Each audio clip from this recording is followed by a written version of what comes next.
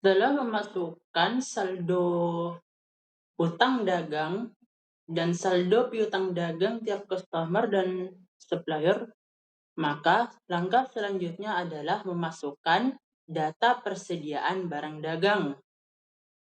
Sebelum memasukkan kuantitas dan harga per barang, maka harus dimasukkan terlebih dahulu data barang dagangan yang dijual oleh perusahaan. Maka untuk memasukkan data tersebut harus dibutuhkan data persediaan barang dagang pada lembar soal, yakni pada poin ke-4 atau ketiga di sesuai lembar soal masing-masing, yakni pada bagian merchandise inventory. Untuk memasukkan data persediaan barang dagang, maka caranya adalah klik menu inventory, lalu masuk ke menu item list. Lalu di menu ini kita dapat memasukkan data persediaan barang dagang. Caranya adalah dengan mengklik tombol new atau menu new di bawah, lalu masukkan kode barang dagang secara berurutan sesuai di lembar soal masing-masing. Pada lembar soal kali ini, kode atau item number dari persediaan barang dagang pertama adalah P1125C. Maka masukkan nomornya. Lalu, klik atau tekan tombol enter pada keyboard. Lalu masukkan nama item sesuai kodenya. Untuk P1125C adalah mesin cuci Panasonic.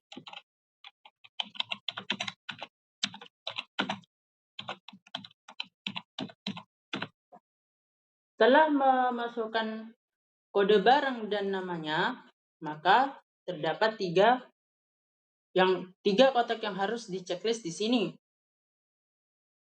Untuk persediaan barang dagang, maka diharapkan langsung di-checklist semua. Setelah di-checklist, maka akan diminta untuk menghubungkan masing-masing pernyataan ke setiap akun. Untuk pernyataan yang pertama, I buy this item, maka akun yang harus dihubungkan adalah cost of sales account. Maka klik tanda panah ini yang sejajar dengan pernyataan ini, klik, lalu pilih akun cost of goods sold, lalu use account. Yang kedua, pernyataan I sell this item, yang dihubungkan kepada akun penjualan. Maka klik tanda panah di bawah, klik dan pilih akun sales, lalu use account. Lalu untuk yang ketiga, I inventory this item, yang dihubungkan dengan akun aset atas persediaan barang dagang. Maka dihubungkan dengan akun persediaan barang dagang. Klik tombol panah ke bawah, lalu pilih akun merchandise inventory, lalu use account. Setelah itu, masuk ke menu buying detail di atas, lalu pada buying unit of measure, kita ketikkan unit.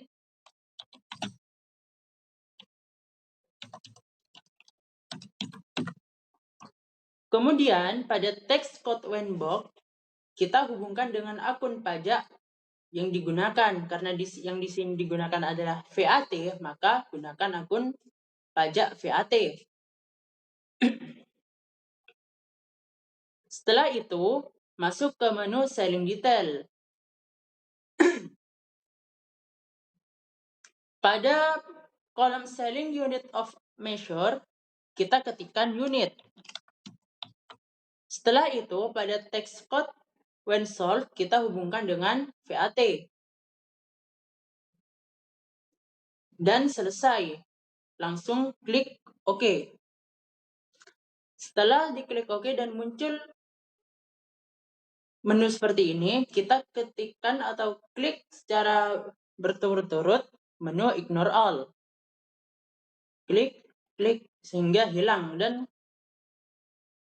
dan barang dagang sudah terdata untuk barang dagang yang pertama. Lalu untuk barang dagang yang kedua, sama saja dengan langkah-langkah tadi. Yang pertama, klik new, lalu masukkan item number barang kedua, yakni kode dari barang kedua adalah P2150C. Lalu ketik, tekan tombol enter, lalu masukkan nama atas kode barang kedua, yakni mesin cuci Toshiba.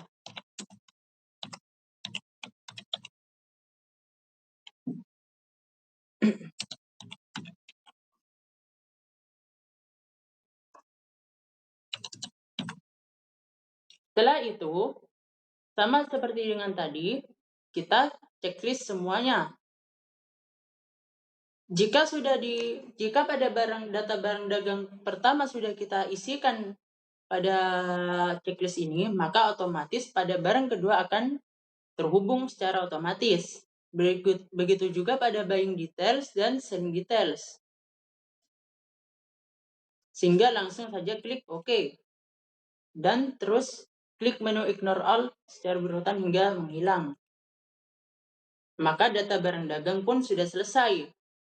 Setelah itu, karena biasanya terdapat transaksi retur penjualan, maka diharapkan sebelum mengisi saldo atas barang dagang, lalu membuat akun retur penjualan terlebih dahulu. Caranya sama, dengan klik tombol new, lalu di sini untuk item number, anggap saja nomornya adalah nomor 1. Lalu klik enter, lalu namanya adalah retur penjualan. Lalu, karena ini berhubungan dengan retur penjualan, maka tidak ada hubungannya dengan saya membeli barang, saya sebagai perusahaan membeli barang dan tidak berhubungan dengan persediaannya. Melainkan hanya berhubungan dengan I sell this item. Namun pada akun yang dihubungkan, kita bukan menghubungkannya pada akun sales, namun kita menghubungannya pada sales return. Lalu use account. Sehingga hal ini akan otomatis juga terisi dan tidak perlu diubah-ubah. Lalu klik OK. Lalu ignore secara berturut-turut hingga hilang. Maka pengisian data persediaan barang dagang pun sudah selesai. Lalu close. Lalu setelah kita memasukkan data persediaan barang dagang, maka kita diharapkan untuk memasukkan saldonya.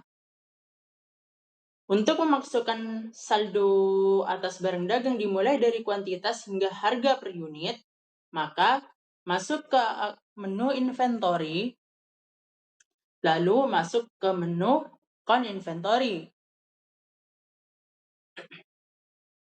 Lalu di sini diharapkan mengisi jumlah kuantitas barang dagang sesuai apa yang ada di lembar soal.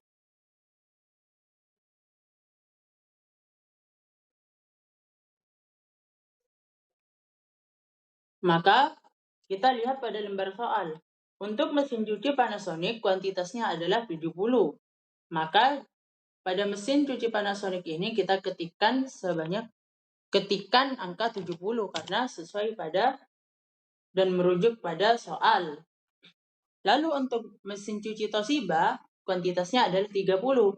Maka klik tombol enter pada keyboard, lalu di sini ketikkan 30.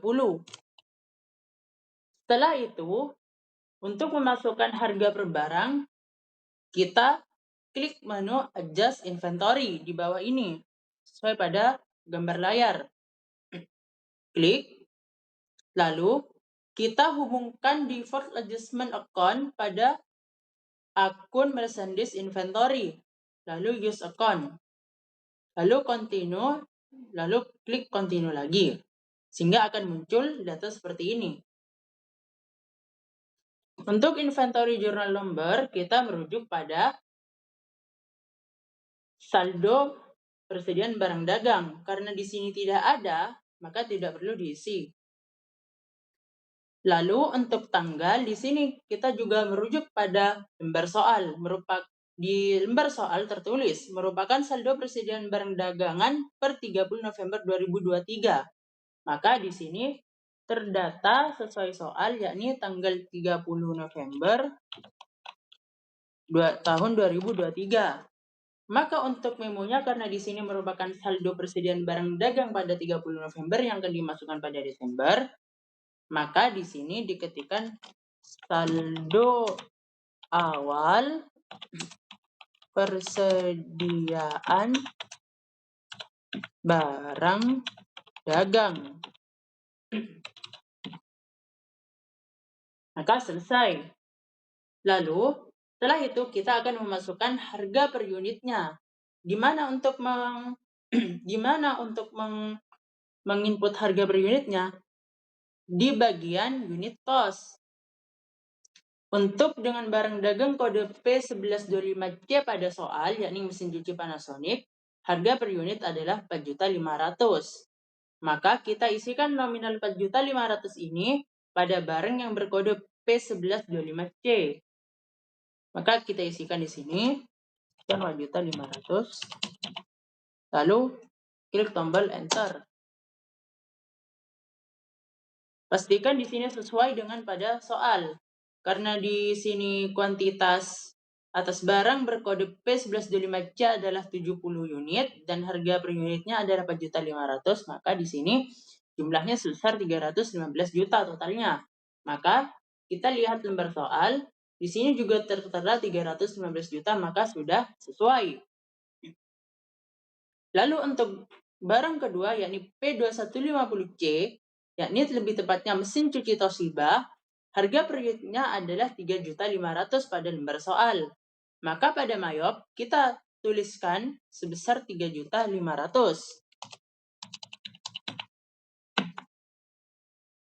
Maka di sini tertera 105 juta sama pada lembar soal. Jika sudah sama, pastikan terlebih dahulu untuk CTR. Klik pada tombol keyboard, yakni CTRL plus R.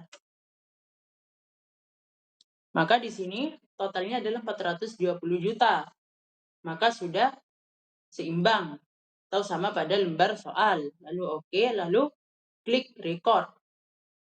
Maka untuk penginputan data dimulai dari nama perusahaan hingga jumlah persediaan barang dagang sudah selesai, maka akan dilanjutkan pada transaksi.